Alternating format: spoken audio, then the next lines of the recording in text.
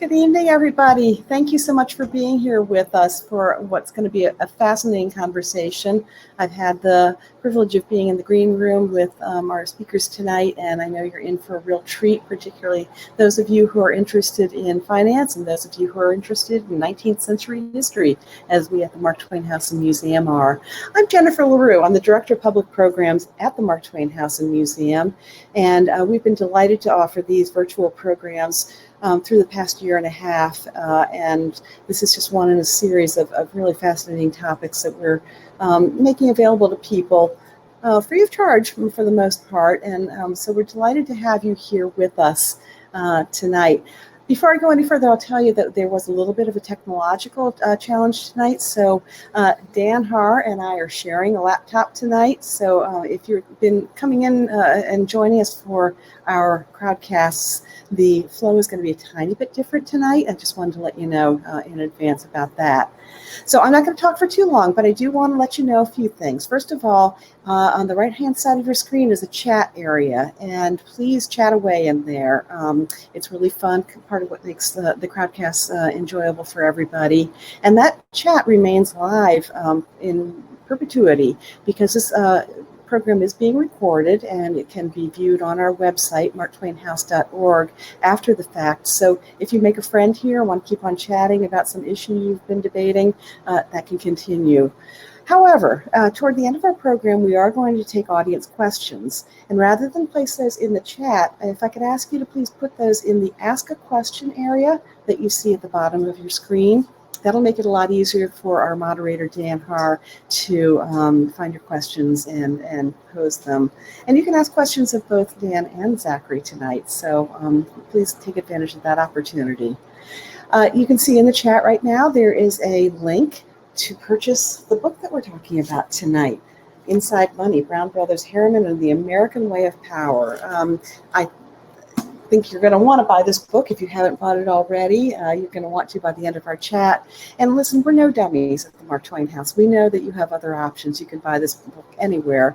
But if you do purchase it through us by clicking that link, first of all, you get a signed copy, which you don't get everywhere else. And also, you have the benefit of knowing that you are benefiting and supporting the Mark Twain House and Museum, which is something that is very important to us. The COVID has struck us hard, like it has every part of civilization, and particularly the nonprofit sector has been hit hard. We've been unable for most of the past year to offer our main revenue generator, which is our guided house tour. I'm happy to say we're offering that again 4 days a week, but there's a little bit of catch-up ball to be played. So if you're able to support us financially in any way, big or small, we appreciate anything that you can donate to us by clicking this green button that is beneath my face right now. And if you take a look at that button, you'll see a note about Birdies for Charity.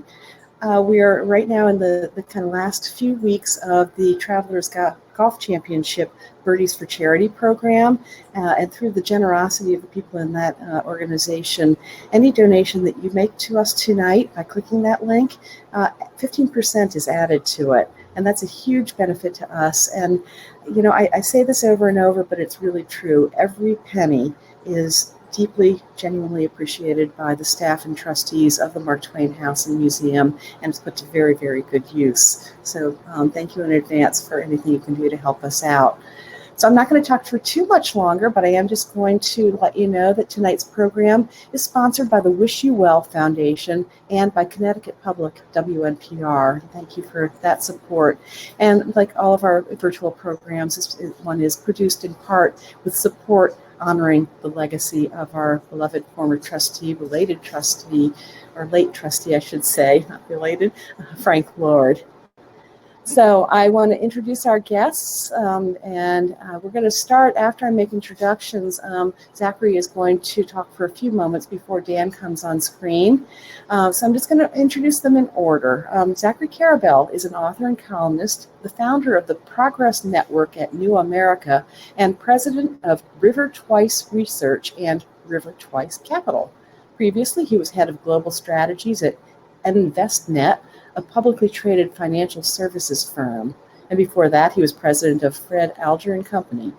In addition, he ran the River Twice Fund from 2011 to 2013, an alternative fund that focused on sustainability. And of course, he's the author of tonight's book, Inside Money. Dan Haar, an old friend, is columnist and associate editor at Hearst, Connecticut Media, writing about the intersection of business, public policy, and politics, and how the issues affect the people of Connecticut. We're delighted to have them both here with us this evening. So I'm going to bring Zachary up on screen and hope you'll join me in welcoming him. And give me a minute to hang on. We don't have audio yet. Welcome, Zachary. Thank you for being here this evening. Thank you for inviting me. We're happy to have you. I'm going to retire into the audience and let you talk for a while. And then when you are ready to have Dan join you, would you just say something and invite him on screen with you? Absolutely. Sounds great. Well, thank you and have a good evening talking. So thank you all for tuning in into these Zoom, or in this case, crowdcasts, one of these continually odd but continually ubiquitous online virtual. I think we will all soon find, however, that we might be doing these things in person soon, which would be quite a pleasure. So I just wanted to give you a few thoughts before Dan and I have a conversation, and before we have a conversation with the group, about why I wrote this book. I've written a whole bunch of books in the past 20 years. I've written 12 or 13 books, depending on how you count, a couple of the co-edited ones. And two of them have engendered the following response when I told people that I was writing them: who, or in the case of this one, what? Meaning, when I told people about what I was doing, there was a kind of a head-scratching lack of familiarity. I did a book many years ago for Arthur Schlesinger's series of short biographies of all the presidents, and I wrote a biography of Chester Alan Arthur. And that led many people to say who, because they hadn't really heard of Chester Alan Arthur. He's one of the more obscure presidents from 1881 to 1885. And when I said I was writing a book about money and power using Brown Brothers Harriman, this old storied investment firm, as the narrative arc, a lot of people said, what? They had never heard of Brown Brothers Harriman. But they had heard of a number of the people who were involved in Brown Brothers Harriman. Many people had some vague recollection of Averell Harriman, who had been governor of New York and a major figure in American foreign policy for a whole bunch of years. But they had especially heard of Prescott Bush, or at least they had heard of the Bush family. And Prescott Bush is the patriarch of the modern Bush political dynasty, and made his money and made his name first as a partner for Brown Brothers Harriman, and then as a senator from Connecticut from 1952 to 1960, before giving way to Abraham Ribicoff. So that part was kind of known.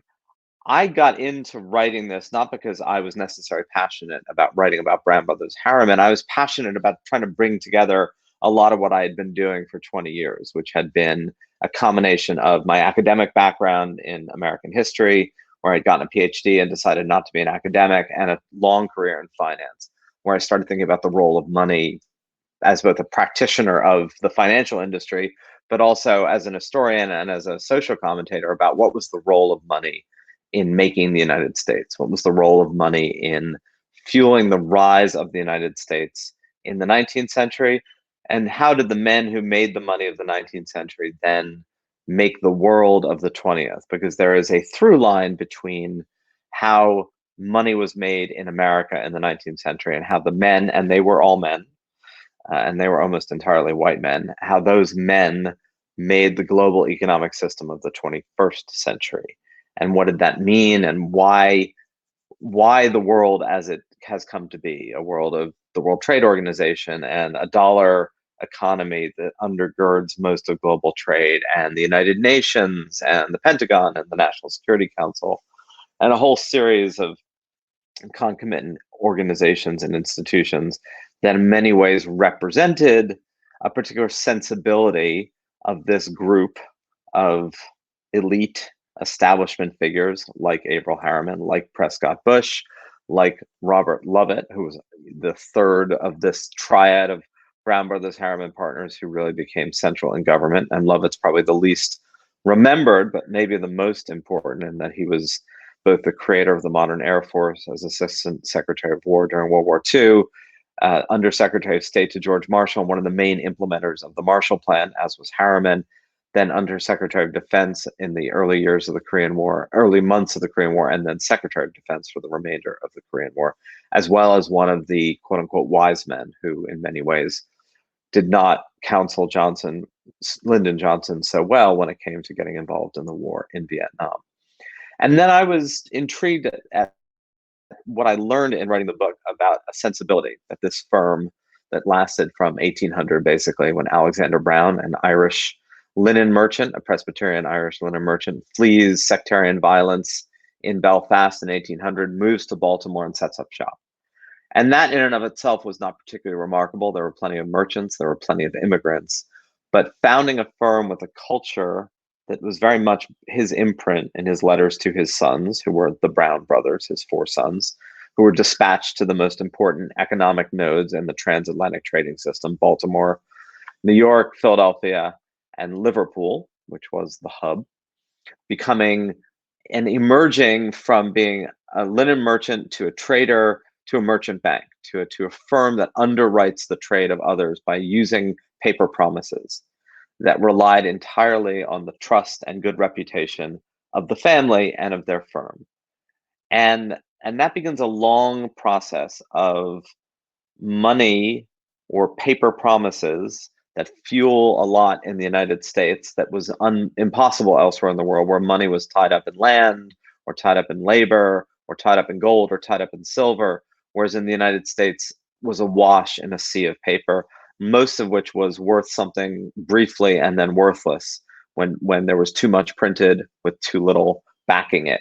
And what backed the Brown paper, these letters of credit that facilitate trade, was the trust and the reputation and the integrity of the family, which was a lesson that Alexander Brown hammers into his kids, almost Polonius, Ben Franklin, Warren Buffett like homilies, saying trust is hard to gain and easy to lose. Don't speculate. When faced with outsized returns and outsized risk, be mindful of the risk and not of the returns. And this culture ends up being, I think, remarkably crucial to the longevity of the firm. Again, living long is not the reason to write a book. Living well and living centrally certainly is. And in many ways, it felt to me like Brown Brothers, particularly in the 19th century, and the role of Brown Brothers in the 19th century, I was actually surprised when I wrote the book about how central they were to the cotton trade. Absolutely. They were the largest merchant and underwriter of the cotton trade, which meant they were deeply complicit in the slave system, because anybody who was involved in cotton as a trade was complicit, which meant much of Northern industry, not just Brown Brothers. They were also founding members of the Republican Party and deeply anti-slavery, thereby embodying that classic confusing mix in the United States between serving and self-serving, selfless and selfish. But they had a real notion, and Alexander Brown did too, of public service driven not really by altruism, but by an intuitive understanding that there is a link between private gain and public good, and that no private individual or private firm can thrive for long unless the community around them thrived as well.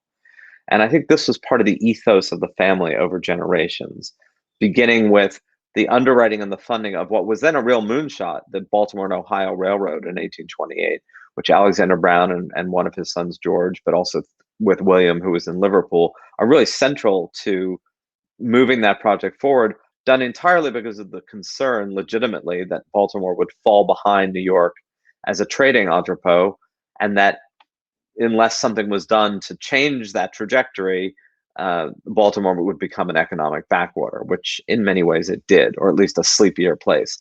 But funding a steam-powered locomotive, rail-powered locomotive, which existed nowhere in the world at that time except for a small line in England, was a bold project that required massive capital with no certainty of return, that the Browns underwrite almost entirely out of a sense of public works and public duty at a time when government did not tend to pay for these things.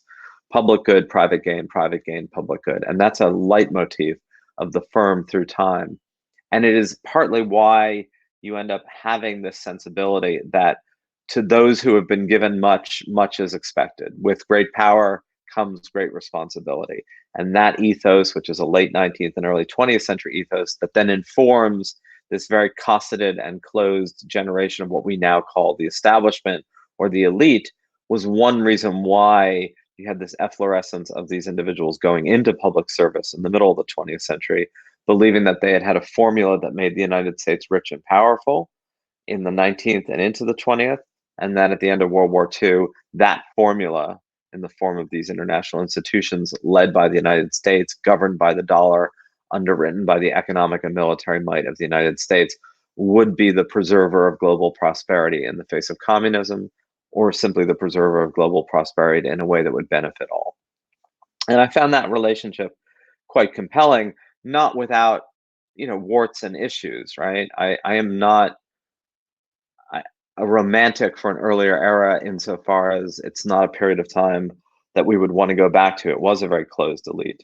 It was exclusive and it was exclusionary, but it also engendered this notion of public and private good.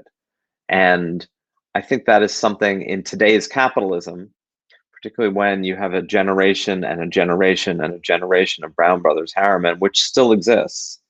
And it exists in a very quiet way because its model of doing business was not the model that became predominant and prevalent in the 1980s, 1990s, and the aughts.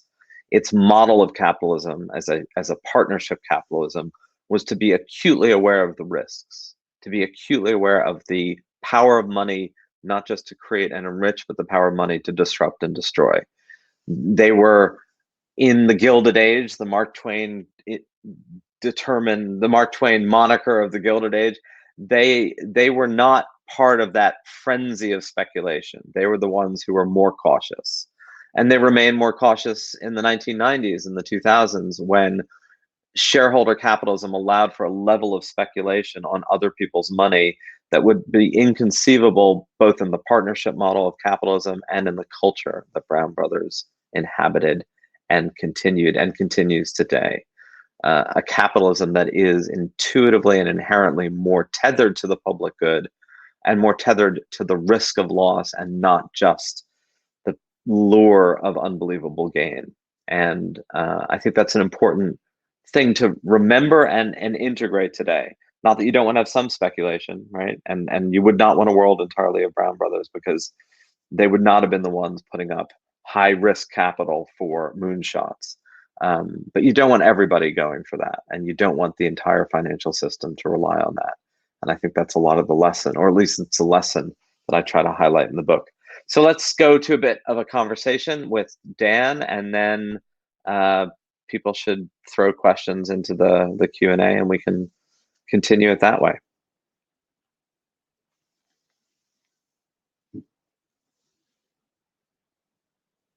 I think you're on mute, Dan.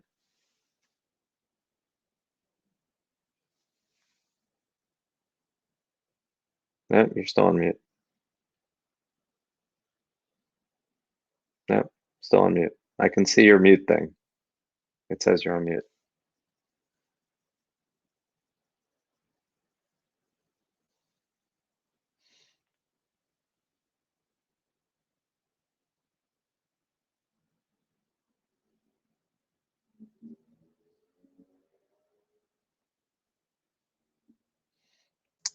Bear with us for a moment. It says mute there on the screen.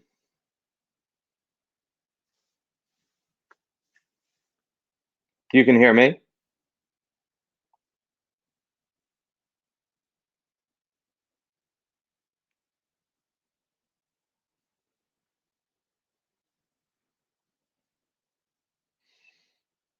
We are in the middle of the wonders of technology.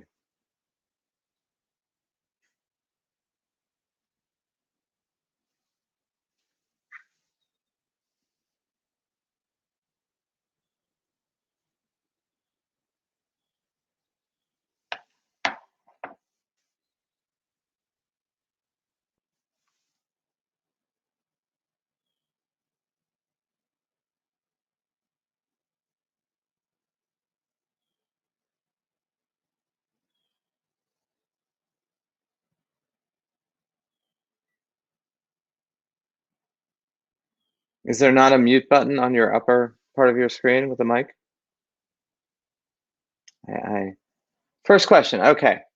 Can you talk about the innovations that Brown Brothers made over the years, starting with paper money? That is, why is that so important in the evolution of paper money?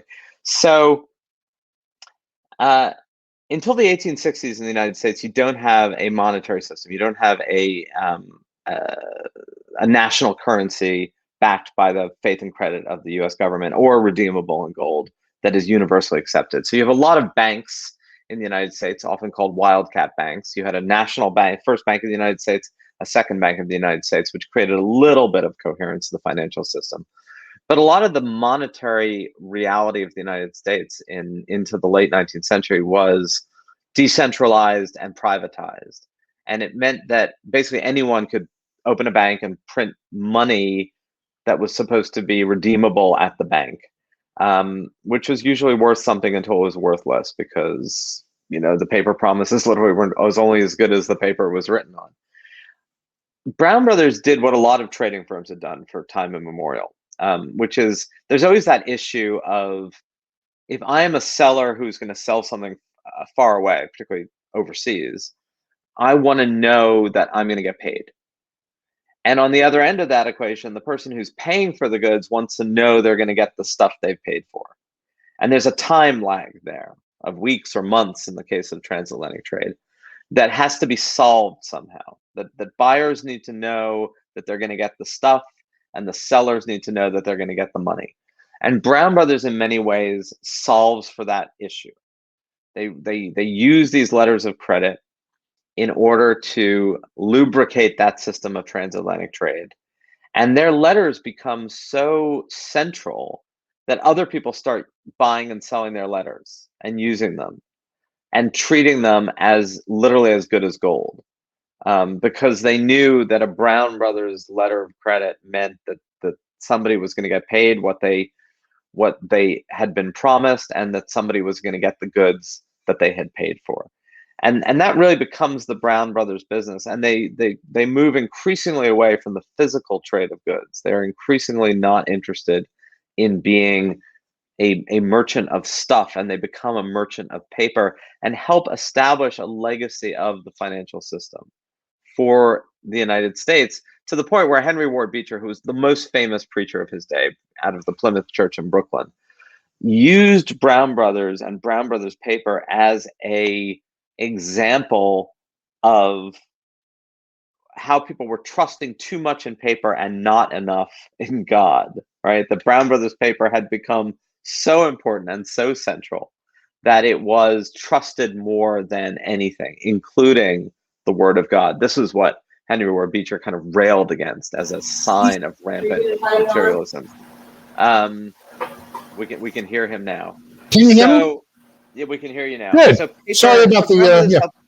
So Brown Brothers helps create the paper that creates the growth of the United States. And there have been a whole bunch of studies about this, whereby if you had a hope and a dream in America in the 19th century, the ease of getting money to fund it was incomparably greater than it was anywhere else in the world in the 19th century, where it was very hard to unlock capital. And that is, I think, an underappreciated aspect of the growth of the United States. It was very easy to get money. It was very easy to lose money, and it was then very easy to get money again, because much of the money was promiscuously printed. Yeah, let's pick up on that point. You can hear me okay? I apologize to everybody for the issues here. I think we've finally gotten it straightened out. Okay. But let's pick up on that issue of what we call in the financial world liquidity. That is the availability of money. And throughout the book, you're talking about ways in which these people in finance who are getting, fabulously wealthy and who are being criticized by everyone from the baby boomers in 1968, students for Democratic Society, to Henry Beecher, as you mentioned, and lots of other people. Is that enough of a justification not only for the Brown Brothers, but for the whole system that they created? That is to say, even though they themselves chose to be more conservative and not get as fabulously wealthy, you later in the book talk about the junk bond king, Michael Milken, and all these people that are taking higher risk with higher rewards in the 70s, 80s, 90s, and in corresponding periods in the 19th century. Is it justified by that access to money? Does that system that they... Yeah, so by the way, the reason for Milken at the end is not just as the juxtaposition for the Brown sensibility, right? So the Milken sensibility that defines finance capitalism, and in many ways shareholder capitalism in the 1980s, of getting fabulously wealth, but being able to use other people's money, right? Where gains are privatized, but risks are put on the public balance sheet, either the shareholders or ultimately the federal government. But part of the reason why I bring him up is because of Glass-Steagall in 1933, and then the decision that the Solomonic decision that all the financial firms made, am I going to be an investment bank or a commercial bank? Brown Brothers, which was making more money as a commercial bank, hives off its investment bank. Its investment bank eventually merges with another hived off investment bank from Morgan Stanley called Drexel in Philadelphia, and they become Drexel Burnham Lambert, which is the firm that Michael Milken, makes rise to prominence in the 1980s. So in a strange way, Brown Brothers has one model of capitalism, this kind of more conservative partnership capitalism, whereby there could be plenty of greed, but structurally the amount of risk was limited by the amount of money the partners were individually willing to lose, versus the capitalism of the 80s, 90s, and aughts, which Michael Milken, kind of becomes infamously representative of, but is the bastard stepchild of Brown Brothers. Your larger question of, it's all very well to be the ramrod men of rectitude at the eye of the storm, but to what degree are they essentially responsible, even if they're abjuring their own level of risk, or are they responsible for the volatility around them? And I think, the answer is yes, they are, but they're also responsible for allowing sort of a systematic deployment of liquid and capital in a way that also creates a lot of the American economic system. And there's a cup half full, cup half empty part of this, which is, would you rather what American capitalism unleashes in the 19th century, which clearly is greater than almost anywhere in the world, although, the Industrial Revolution was everywhere, or would you rather not? And I think what Brown Brothers represents is a more balanced version of what could ultimately be a somewhat imbalanced system, right? And I at one point I said, look, if you really think capitalism is more of an unfair allocator of gains and ultimately a destructive of labor and helps capital but no one else, you're not likely to view Brown Brothers Harriman with anything other than a jaundiced and negative eye. But if you think there is something positive on the ledger side of capitalism and what it's been able to create, even as it's created inequities, you're likely to view them with somewhat more favor. I was going to get to this later, but I brought show and tell here. On the way over here, I grabbed my collection of books, just grabbing off my bookshelves, all of which this includes Bait and Switch, The Big Squeeze. I couldn't find my Michael Lewis, The Big Short, but let's just pretend it's right there. We have Griftopia by Matt Taibbi, and you're familiar, of course, with all of these books and more.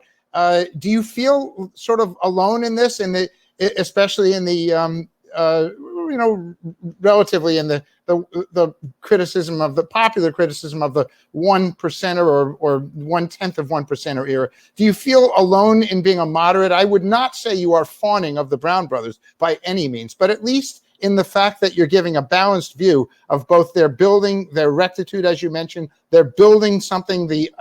We may get to the post-war New World Order that they essentially had a great hand in through partners. Do you feel alone in this?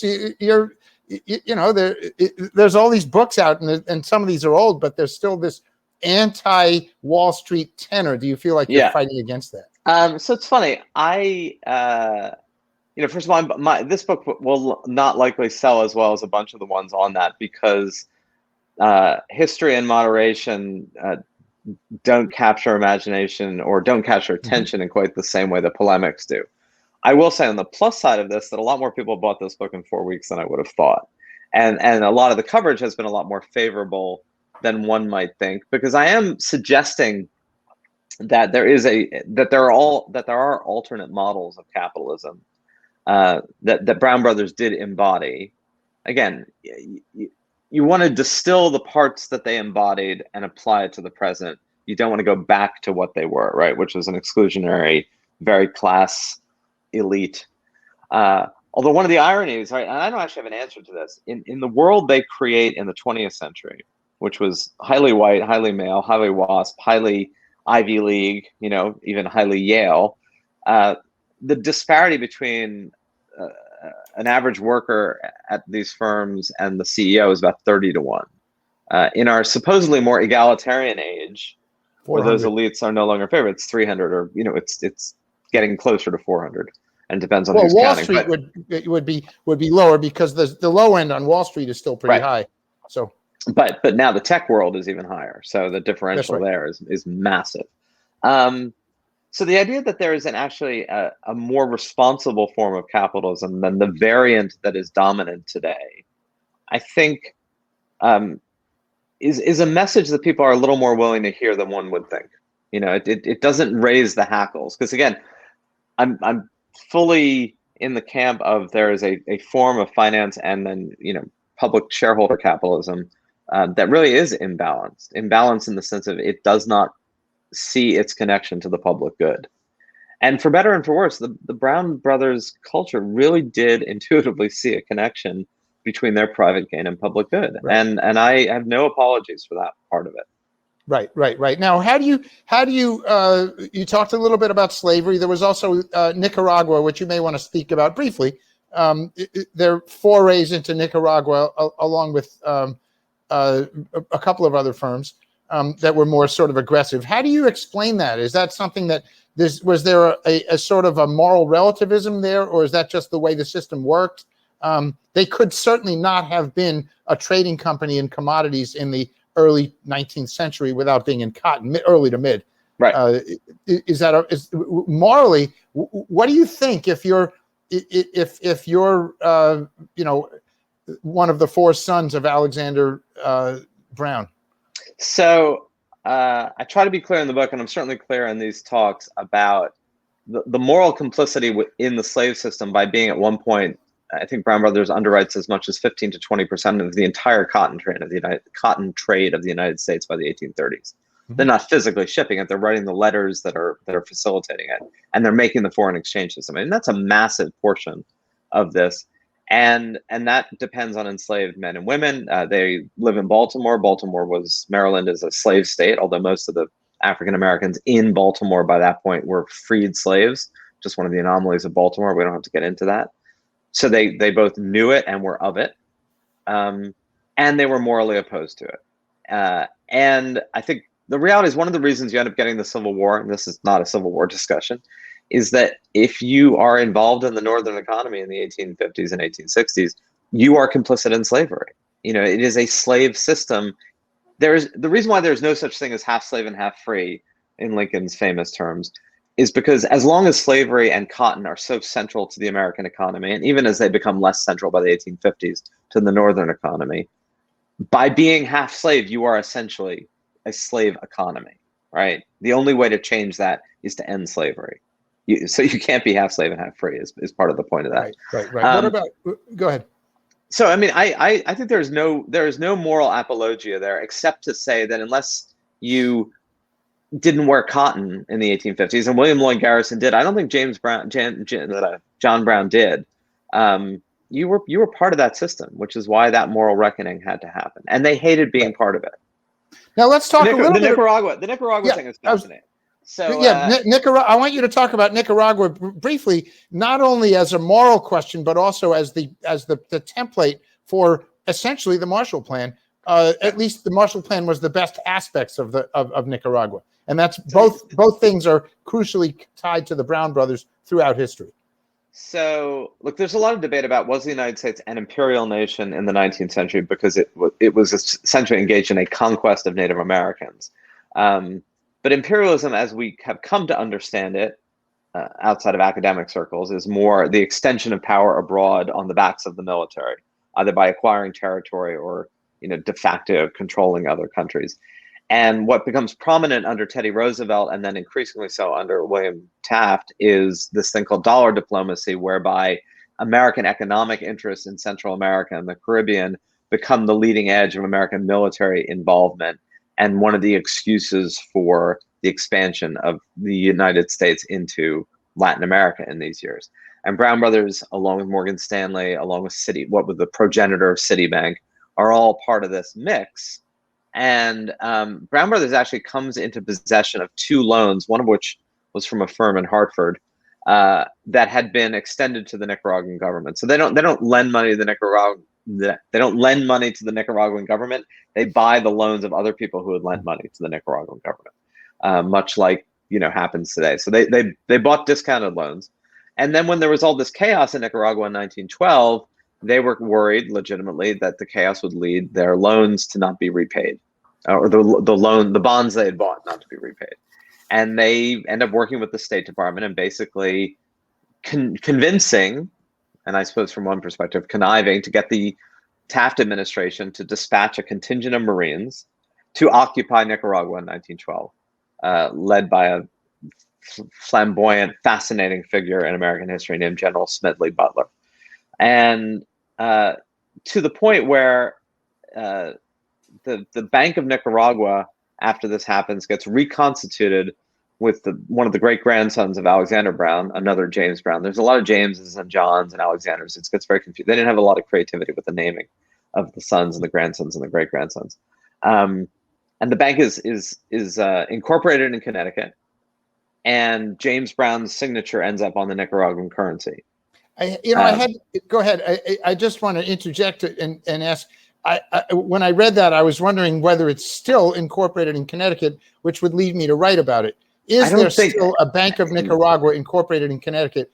And that, I don't know the answer to that. I would suspect that the Nicaraguan government, certainly under its recent set of governments, would have ended that one, if not prematurely, then certainly preemptively. But it's a really good question.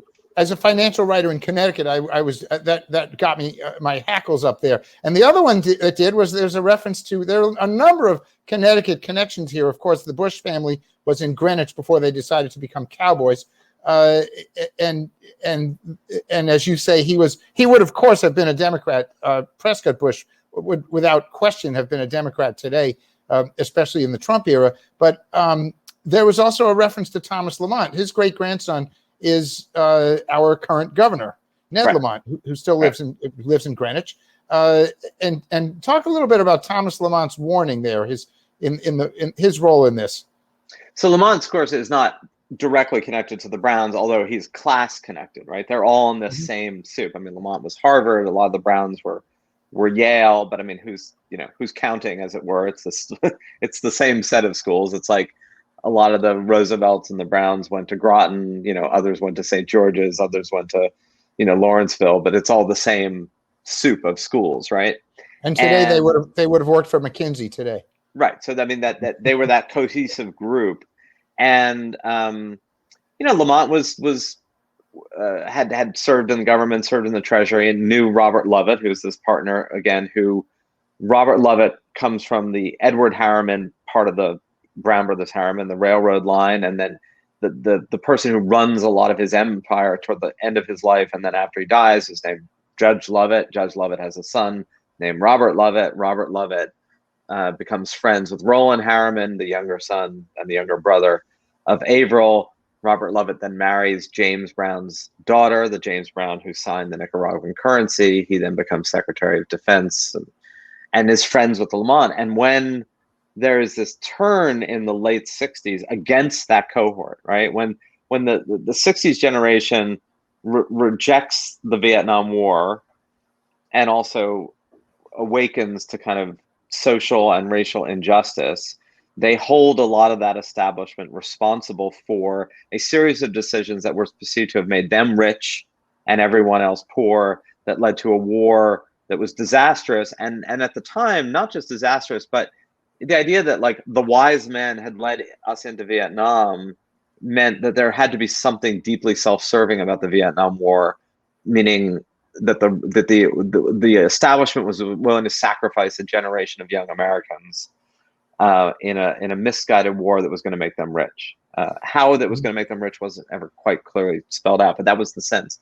And Lamont writes to Lovett, saying, it's who had become like Exhibit A for the cabal, the Skull and Bones, the group that had led us down that garden path, and writes to him saying, it's so good to see you listed as a member of, the Illuminati, basically the global conspiracy, and hopefully they won't Skull come and for Bones. you. Exactly. Skull and Bones. Yes, there's a great scene in the book about in I guess it was 71. My memory may be a little bit off, about when the question of whether people would be tagged for Skull and Bones became a public spectacle. I thought that was a great image. I want to switch gears a little bit here to talk about this firm is clearly doing a lot of good in the form of making growth and liquidity available and inventing new bulwarks of our system. They're also very patriarchal and paternalistic. There are not a lot of women in this book.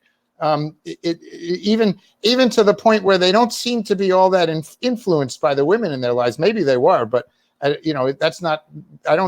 It seems very male. So both patriarchal and paternalistic. How we almost do have the answer, like they are here today. Would the firm have been different in a different era in that regard, both in terms of race and gender? So what's fascinating, and you've answered a little bit of the question yourself, is they exist today in an only slightly modified form, but with the same sense of kind of commercial honor, and the same sense that it's they should not be too big to fail. They should not look to the public for bailouts. They should not become a systemic issue. I mean, they really do have a mix of characteristics that I think are flummoxing, right? Because on the one hand, they're very male and they're very white, and we live in a world where that in and of itself has raised a lot of questions. And I wrote a piece recently, kind of explaining, well, why did I write a book about this? Given that haven't there been enough books about that group and their centrality? Part of my answer to that is, given the structures for much of the 19th and into the early 20th century, that group was central, and ignoring its centrality or saying we shouldn't because it shouldn't have been central doesn't get around trying to figure out who we are and how we became what we are, even if it isn't inclusive.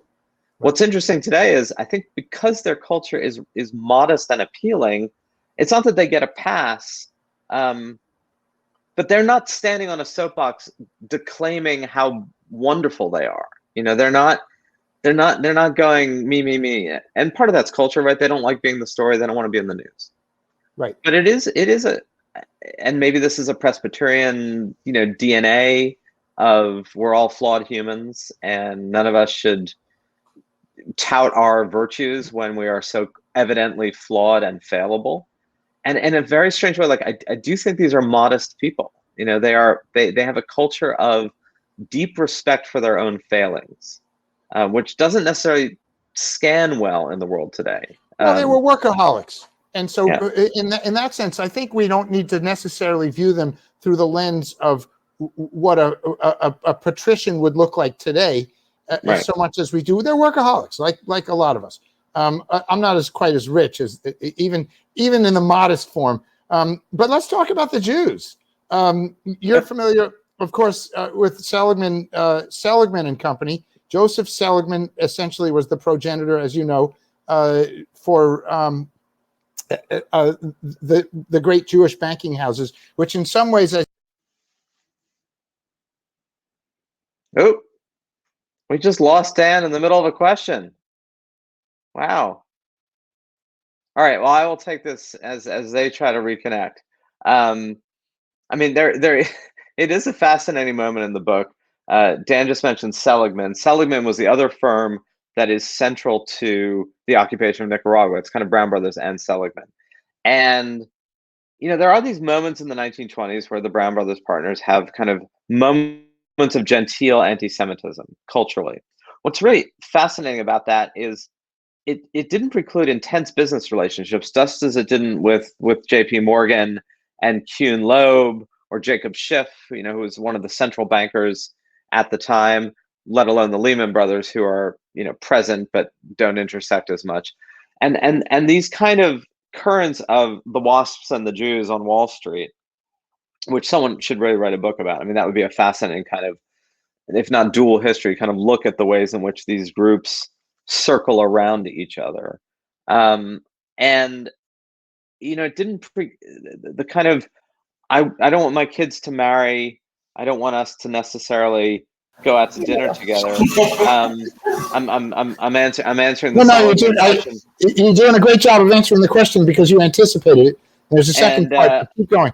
And there's this really moment which I was struck by right after one of these kind of really sort of the two of the Brown cousins did not want a Jewish banker to buy their mother-in-law's house or their mother's house after she had died. They didn't want them in the neighborhood. In what's now a Jewish neighborhood, I might add. Right, in East Orange, West Yes. Orange, New Jersey. Yes. But at the same time, Averell Harriman then turns around and founds this golf course near Oyster Bay in Long Island. And the roster of the people who funded initially is what we would consider, I guess, vaguely multicultural. It had Bill Paley, who Harriman underwrites to start CBS. It had Marshall Field. It had Cornelius Vanderbilt. It had the Harrimans.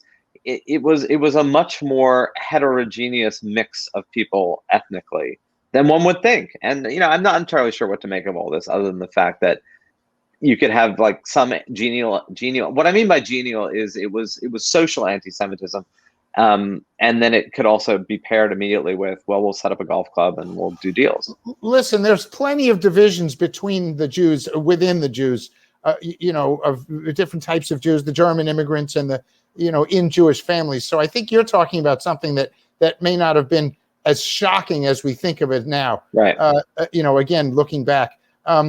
But one of the questions I wanted to make was Seligman and Company, which is a storied firm, started some decades after, but not many decades, just still early to mid 19th century. They become subsumed in 2008 by a firm called Ameriprise Financial, which is more in the American retail Express.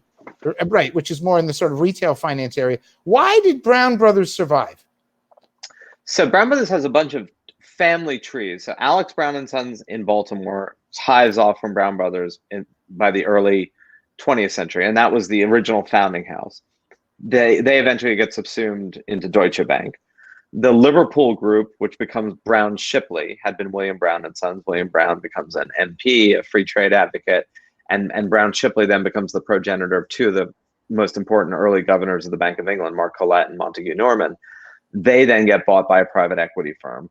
And Brown Brothers Harriman stays independent, doesn't go public in the 80s, doesn't get bought. And part of it is there's no reason for them to get bought. They've remained unbelievably quietly profitable.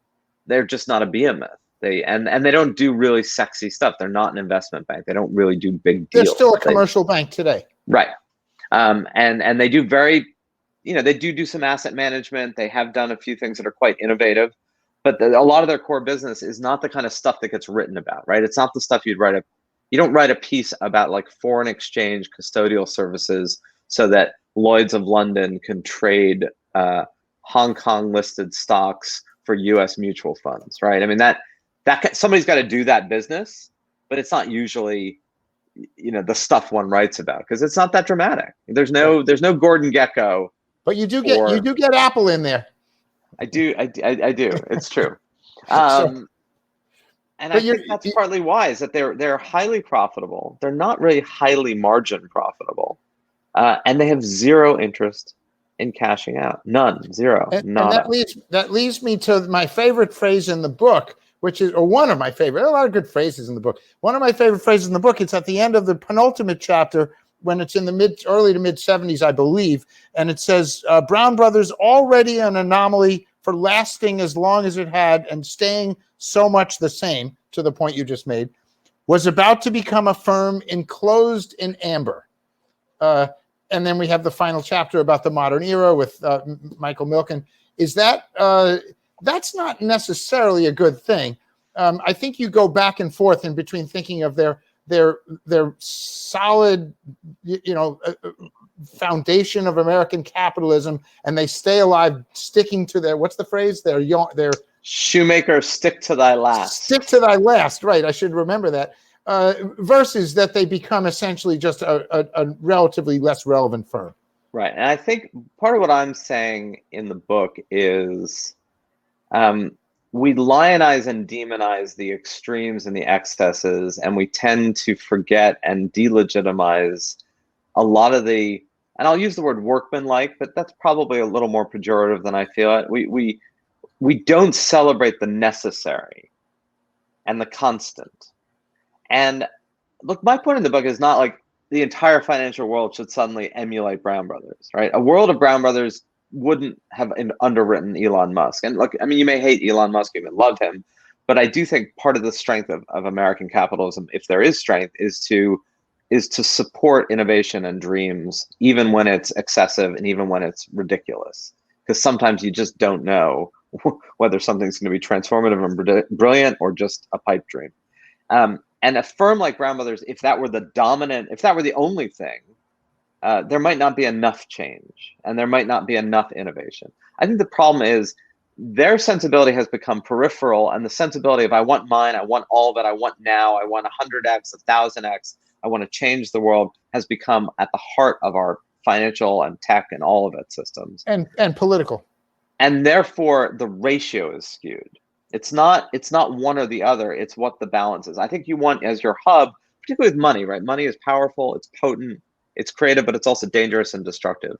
And I thought about using this line in the book and I decided it was too crude, but I can use it in a talk, which is in the same way that you don't want like a dealer doing their own junk, you don't want bankers getting drunk on the possibility of gain, right? The idea that they, at the center of the storm, you have these really conservative, small c conservative people. I think there's a lot of virtue systemically to that. And right. then out on the periphery, you can have the dreams and the hopes and the excess. Right. Now, of course, in the 90s, other people's money became a great catchphrase because of the production, the Broadway, it was off-Broadway, I believe, Hartford. It may have started in Hartford. They may have had their premiere in Hartford. In any case, they primarily through the years, and I think you mentioned this briefly, were essentially trading their own money, the partner's own money. And is there a point where that got just a little bit too closed and tight, even back even back in the day? I think the fact is it was their money, but they were always looking. They were a merchant bank, which means they would start with their money, but then they would find other people's money. It wasn't other people's money and not their money. Right. And most of their deals were part of consortiums or secondaries, right? They worked with a lot of other people to do a lot of these deals, but with always an awareness that if something went bad, they would lose it. And I do think that it's worth remembering that you can be the CEO of a tech company, of a finance company today, or of a hedge fund, you name it. And I mean, hedge funds are more complicated, or a private equity fund. You could make $10 million, right? At the top of that pyramid, you can make more than that. You're highly unlikely to lose $10 million individually. Of your own money. Of your own money. If you lose it, it's spread out. The loss is collective. Although Steve Cohen is doing a really good job with Francisco Lindor, the shortstop, having signed him for $345 million. He's doing a really good job of losing at least $10 million of his own money that way. But that's fun money. That's not. That's New York Mets money. Speaking of the modern era, there is a question from a participant about Bitcoin and whether Bitcoin is just a scam. And I don't necessarily want you to talk about Bitcoin isolated from the Brown Brothers. I would say that Brown Brothers would have treated Bitcoin as too speculative to be interested in, which doesn't make it a scam. But is Bitcoin today what paper money was when Henry Ward Beecher was inveighing? So my point about this, and we're losing Dan again, has always been that you cannot dismiss digital currencies without being aware that people dismissed paper money, right? That new forms of currency whose value is unclear and whose trust in it is unknown are easily dismissible as scams, but that doesn't mean that they are. It just means that sometimes they are. And if you're the Browns, the fact that sometimes they are is in and of itself enough to go, we don't want to play in that particular world. But I don't think you can dismiss digital any more than you should have dismissed paper. It just means you don't know whose paper and which digital is going to matter, and whose paper and which digital is going to be worthless and speculative. And I think that's where it gets really unclear. And that's also where a firm like Brown Brothers, by virtue of, is it worth it, right? That was always a question. I think is always a question for Brown Brothers today. I talk at one point, like, these are people who 200 years ago and today go to bed every night being aware that the world can change tomorrow. They're the perfect pandemic bank, that everything can be different tomorrow, and you better be prepared tonight for everything to go bad tomorrow, because the time to be prepared for that isn't tomorrow. And that's where, like, the digital, they might say, look, do what you want, speculate on your own, but don't risk the franchise. No reward is worth that risk, would be like what the Brown Brothers response. And the closest they came was 1837. Right. And after that, as you said, after that they learned a lesson, and they learned a very painful lesson with the shipping line that cost half of a family. Right, but it didn't cost them that much money. That was their version of speculation was never, even 1837, which there's a whole chapter in the book about, was more product of events beyond their control than it was that they were actually mismanaging their business. But it made them really aware of the fact that even if you manage your business well, something can bite you, and you've got to be attuned to that and ever more cautious. I want to make it clear to the participants and people listening here that the book is really primarily it's about the Brown Brothers and the merger with Harriman and the great influence that the firm had both through its people and institutionally into the 20th century. But it's really about the epic of American capitalism and how this fits into American capitalism. And I guess you may be able to say that the same with some houses, but they weren't as long lasting. There's one great connection that I wanted to bring in, and that is Frederick Rentschler moves to Hartford to invent the WASP engine, which saves the world. That's Pratt & Whitney. And he's part of this same connection, although he's from the Midwest. He's not East Coast elite. His brother, I believe, is the president of a company called National City Bank, right? Right. And they're tied in with Brown Brothers, and he undoubtedly would have known Lovett over the years and been close to Lovett. I don't know if he came up in your research, Frederick Rentschler. He's the founder of Pratt & Whitney, which is he had been a World War I, not aviator, but mechanic on airplanes. And he came out of the war thinking, we've got to fix this airplane. Yeah, and it's funny because in World War I, you have this Yale Air Unit, right, which Lovett is part of, this young group of really Yale undergraduates who were flyboys. And if you were going to fly a plane in 1916, you needed a lot of money. I mean, there weren't a lot of planes and they were very expensive. But they decide to go into the Air Force. They're commissioned as officers, and they go to France and they become flyboys. And then Lovett, because of that, develops this lifelong passion for air power. And at the dawn of World War II, where the United States basically has no real air force, he becomes a master of logistics. Because a lot of building an air force, you could turn an auto plant in Detroit and have them make tanks, but you couldn't so easily alter supply chains to make planes. It was a very different, specialized set of mechanics and set of the whole architecture was quite different. So Lovett becomes kind of the architect of the modern Air Force because you needed that logistics, detail-oriented, seeing the larger picture. And so he almost certainly would have encountered the Pratt people because just like he worked closely with Boeing to develop the Super Fortress and the bombers of World War II, he was also a big innovator in strategic bombing, maybe not as much as Curtis LeMay and others. So that was all part of the mix. We're having, our own set of technical difficulties here. So hopefully Dan will reappear and we can, I think we're kind of at our time. So I'm going to say my quick encomium, and then when Dan comes back, he can lead us out into the great beyond. I learned a lot writing this book. I hope people will enjoy the stories of it, because as Dan mentioned, the book really is a story of how American capitalism evolves, and again, how the money that made America in the 19th century transforms in the form of the men who made that money, the class that made that money, kind of creates our 20th century world. That is the world we still live in, right? As dented and dinged and weird, we inhabit a world of institutions and structures and the dollar that are a product of the mid 20th century, and a product largely of the class of this establishment of Brown Brothers that made it. And I think understanding that world today and what its DNA is part of what I was trying to answer for in the book. What I didn't realize was the culture of capitalism, and the way in which the Brown Brothers culture of capitalism was so central to an alternate form of capitalism that we could all inhabit. And I think that's also worth considering, right? These systems change. These are not set in stone, and we can choose the kind of capitalism that we want. We can choose the variant of capitalism that we wish to have, and that value system is a choice, and culture is a choice. And even though we live in a world of a certain culture of capitalism that is rapacious and 1%-ish, that wasn't the only notion of capitalism historically, and it's not the only version of capitalism that we have available to us heading forward. Do we have you back, Dan?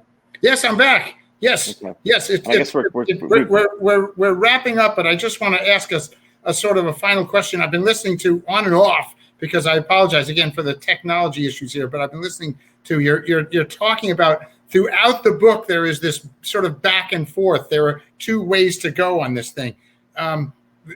One way is to say that there is necessarily a bit of imperialism, a bit of rapaciousness. That's the nature of capitalism. It's about growth, and there's no way to undo that. But on the other hand, it is building a society, and the society has a lot of good. I would just ask you overall, if you think, having sort of come to know the Brown Brothers, the family, are they really truly thinking in such a public spirited way? Are there really no rascals in all these generations? I mean, in most families, every generation has a rascal who sometimes takes control. Are there really no rascals? If they are so well hidden. And I would not say that it's impossible that they are so well hidden, but I think this is one of these unusual cases where no, there really weren't. And frankly, there might have been a lot more books about Brown Brothers over the years had there been more of those, dramatically rascally figures. But it does say something about the culture they created, and right. I found myself more admiring of that culture than I actually began the book with, right? And it doesn't mean I would ever be a part of it. It doesn't mean I'd want to be a part of it. It's certainly not my temperament. I'm much more in the hopes and dreams part of it. They're in bed over the years with a lot of rascals, and so I guess I would leave it with the fact that right. your overall picture of this epic development of American Wall Street capitalism is that it takes all types, right. and I guess in some way this book is a sort of a pain to that. And I want to have you.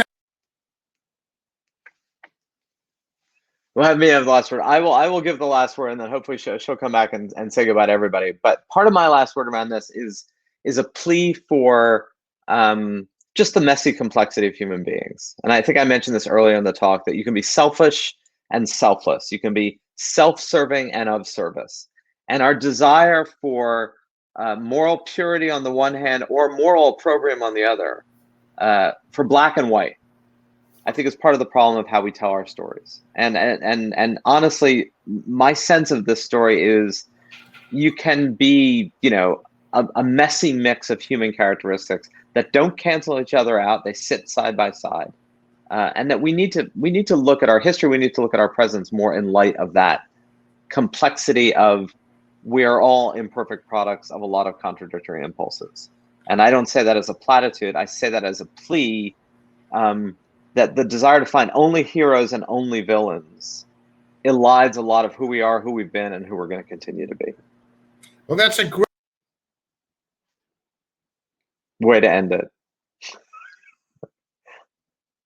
I'm going to wait for them for one moment. Hopefully, Jennifer can say goodbye in our world of tech madness. Thank you all so much for your patience tonight as we have fought through tech land in all of its glorious complexity. Yeah, Jennifer, you're going to try to say goodnight? Yeah, I am. Real quick, I'm so sorry. We've never had an episode like this before. I don't know what to make of it, but I just appreciate so much. You guys were so game. Go follow the links to buy the book. Yeah. Thanks to Jennifer for putting up with all this, and thanks to you all who have stayed with it and participated. It is a great read. It's a very important story about a corner of America that is getting a lot of attention on the other side, and this is the side that isn't getting a lot of attention. And tell your friends about it. Get the book.